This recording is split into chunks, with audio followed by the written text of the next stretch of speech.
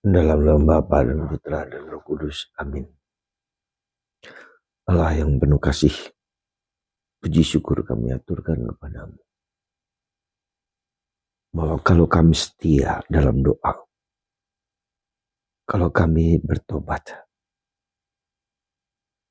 Tuhan bisa mengubah nasib hidup kami dari yang tidak baik menjadi baik. Karena dosa, kelemahan, itu menghancurkan diri kami sendiri.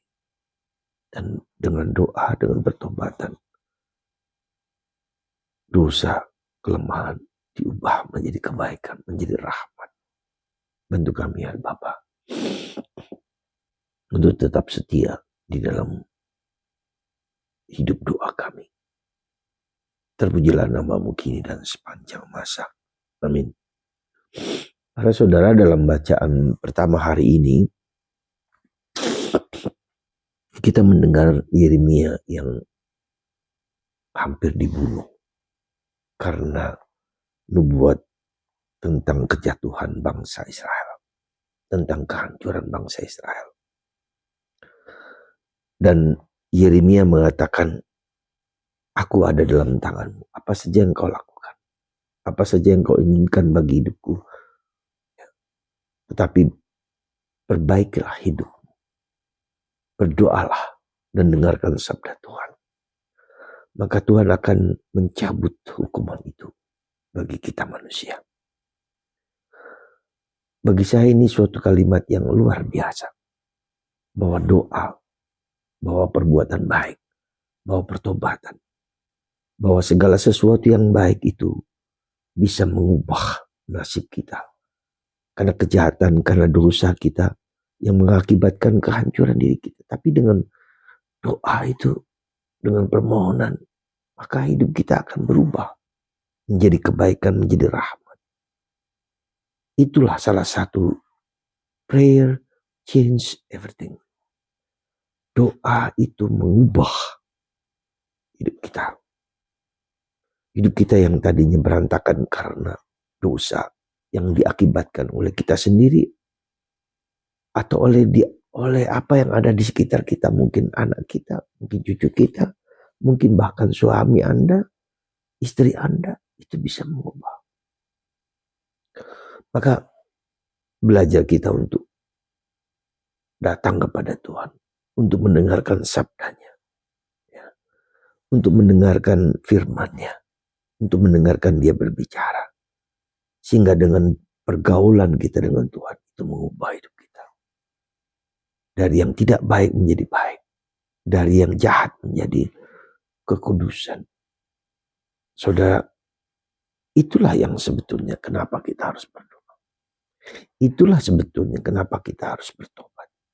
Itulah sebetulnya kenapa kita harus memperbaiki perilaku, pikiran, kehendak kita yang tidak baik menjadi baik. Saudara, mari kita perbaiki hidup kita. Kita sembuhkan diri kita dengan banyak berdoa. Contoh orang yang tidak mau mendengarkan dan tidak berdoa adalah hari ini Herodes. Dia mengambil istri saudaranya, menjadikan, yaitu Herodias, ya, dan putrinya. Dia mengambil, ya, dan menjadikan istrinya, padahal dia seorang raja yang harusnya memberikan contoh dan teladan. Tetapi tidak.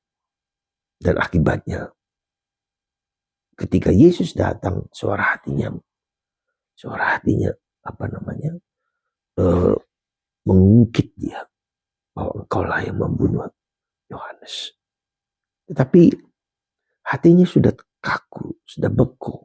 Ya, dosa itu membuat orang terbelenggu dalam nafsu, dengan pesta-pesta dan kesenangan-kesenangan yang gak peduli dengan sekitarnya. Maka ketika putrinya, ya, yang menari dengan indah, hati terpesona, dan dia berani mengorbankan negaranya hanya demi kesenangan. Apa saja yang kau minta akan diberikan. Tetapi putrinya ini yang kemudian disuruh oleh ibunya untuk memenggal kepala Yohanes yang telah menubuatkan tentang nasib Herodes dan kepala Yohanes dipenggal hanya karena kecemburuan, iri hati, dan balas dendam. Itulah saudara, dosa itu membelenggu orang. Dosa itu menghancurkan diri sendiri.